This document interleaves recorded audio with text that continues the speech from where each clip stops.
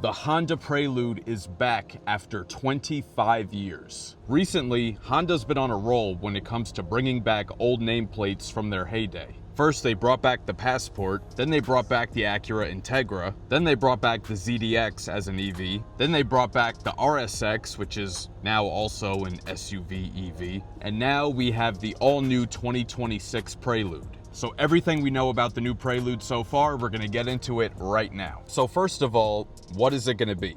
This is gonna be a two-door Grand Touring style coupe. And it's gonna be built using the same chassis hardware as the Civic Type R, along with similar suspension and brakes. And just like most of Honda's new models, it's gonna be a two-motor hybrid powertrain. And according to Honda, it's gonna have the same dual electric motor setup found in the Civic Hybrid. Honda is promising precise steering, responsive handling, and fun-to-drive feel to deliver an engaging Grand Touring experience while remaining comfortable for everyday driving.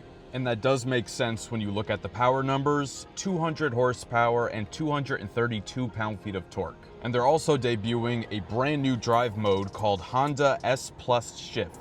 That's a tongue twister. Honda S Plus Shift. The transmission is neither a CVT or an automatic, it is a direct drive, and S Plus Shift is supposed to mimic an 8-speed automatic transmission, which Honda says delivers the ultimate electrified Honda driving experience with a responsive and engaging shifting simulation featuring virtual rev match downshifts in S Plus mode and enhanced engine sounds to increase driver feel and connection with the vehicle. I mean, that already sounds pretty similar to the Accord hybrid that I drove like a month ago, where basically most of the time the engine is powering the generator that then powers the traction motor, and then they're able to make the engine sound like it's actually revving through gears when really it's just powering the generator. All right, so that's the power. Next, let's talk trim levels. Real nice and easy. There is only one trim level. So Honda Prelude, that's it. So everything you get on it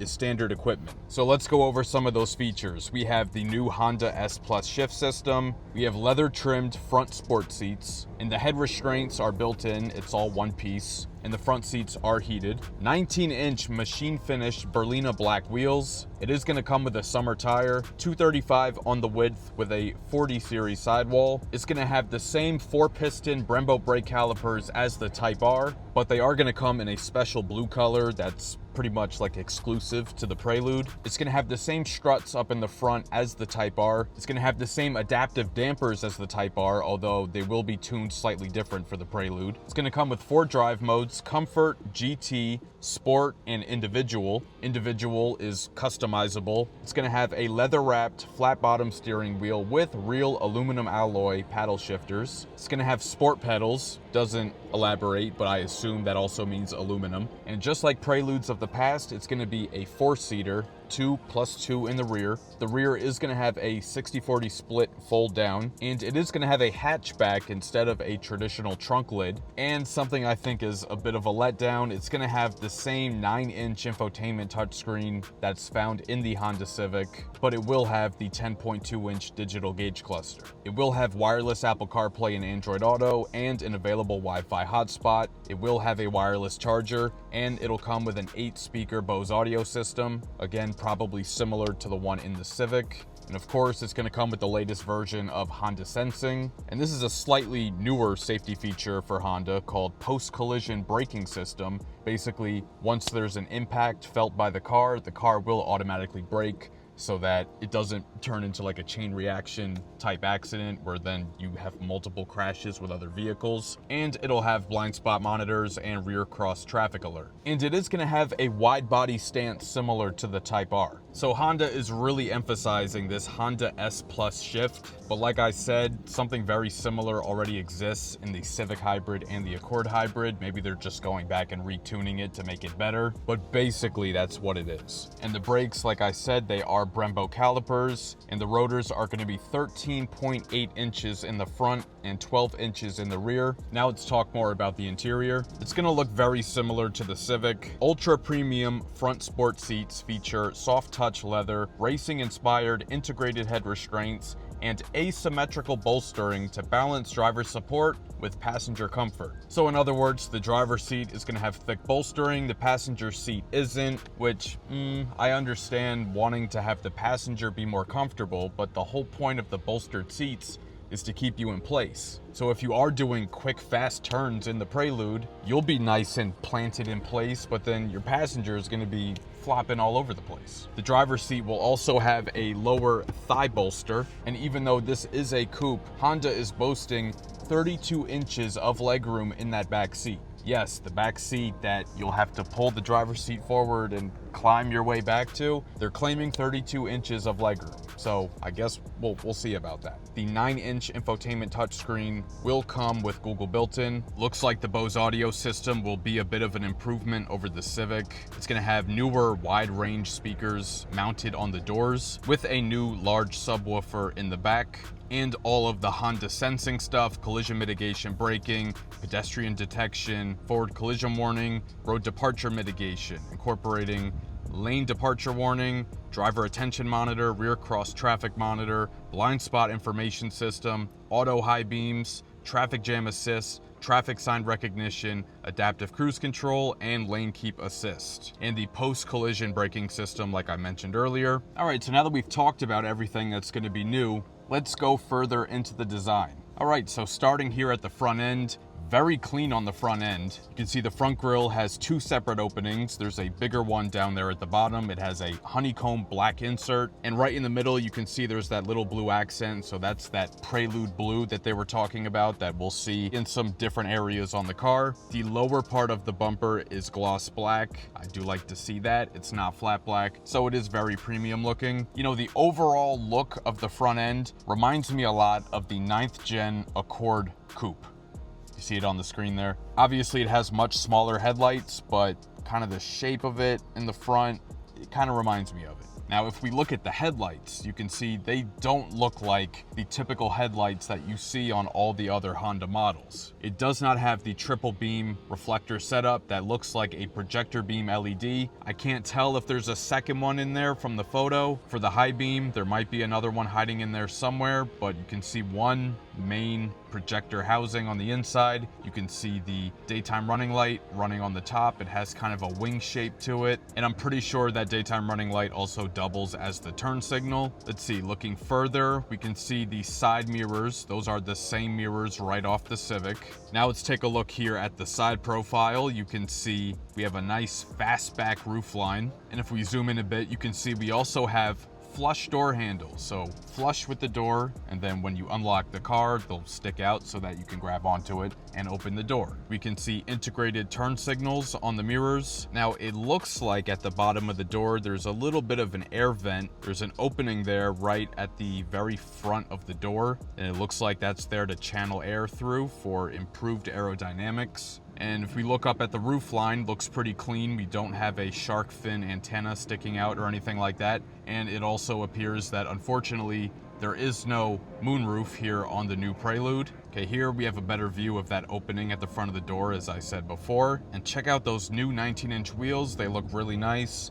And if we zoom in on the calipers, you can see the calipers not only say Brembo on them, but they also say Prelude. And that blue color, you know I'm a sucker for blue. And now back in the rear, again, super clean. So next let's talk about the lights. You can see there's one light bar that goes the entire width of the rear, and you can see the Honda logo is using that newer style like we see on the Honda Prologue, where it spells out Honda instead of the traditional H like you get up front. And I love how they brought back the old school Prelude logo in the cursive font that was also on Preludes of the past. I like the way they made the trunk lid kind of come to a point right above the taillights there, and I'm sure it would look even cooler with some kind of wing on top. And if we look at the bottom of the bumper, full gloss black. We got two integrated reflectors, and we can see some parking sensors there on the back. And now if we take a look here, here is the hatch open.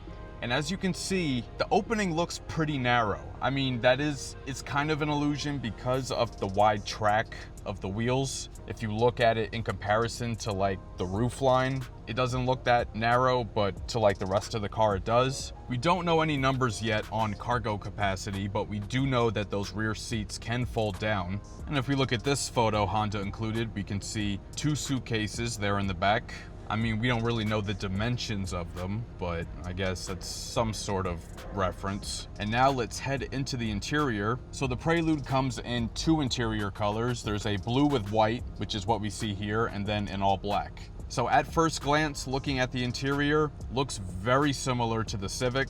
The only key difference is the air vents. They look more like the air vents that are in the Acura Integra, not the Civic. It doesn't have the one air vent that goes all the way across. I think this looks slightly less busy, so no issue with that. But if we look down at the center console, you can see the shifter is the electronic push button selector, not the the physical one that you get in the Civic. Honda uses this push button selector in the Pilot. They used to use it in the outgoing Accord. Over the years, there's been like mixed feedback over this push button selector. Some people love it, some people hate it. And you can see that giant S Plus button right next to it. They're really trying to emphasize that. But if we look further, we can see a 12-volt outlet and 2 USB-C ports. Still has standard AC controls, love to see that. The steering wheel is the standard Honda steering wheel, nothing really different from the other current models that they have in their lineup. And we see those sport pedals peeking out at the bottom there. Those do appear to be aluminum alloy. So on the dashboard, on this 2-tone colorway, we have black on the upper with white on this lower part. We do have some stitching there. We can see there's some blue contrast stitching and also what looks like maybe like a light brown copper type color,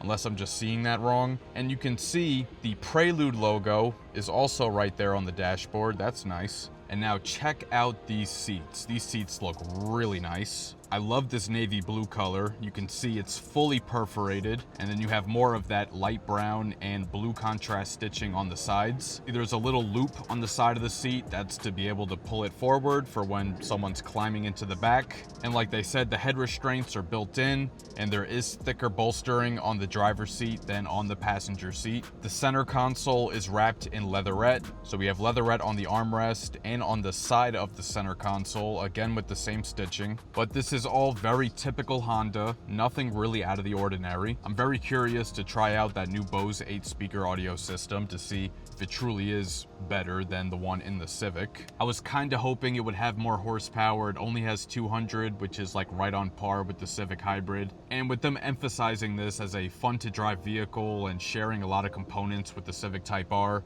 I was hoping it would have a bit more power, maybe closer to like 250 at least. It's not turbocharged, and it is the Civic Hybrid setup. While the Civic Hybrid, it is peppy, I wouldn't necessarily call it sporty. It is very pleasant to drive, and it's also very comfortable. So are they really just making another Civic? Is this their way of just making a Civic Coupe and just calling it the Prelude? These are questions that I'm very much looking forward to being able to see the car in person and finally answer for myself. And also that S-Shift Plus. I'm really curious to test that out too. And having real metal paddle shifters in a car with 200 horsepower seems a little silly. It does. So basically overall, it's sounding like a Civic Coupe with just different styling, but I think it has a really solid foundation with the Type R components. And if it's priced right, I think it could sell well, especially for tuners and people who like to modify them. So no official word yet on pricing. We do have to wait for a later date to find that out.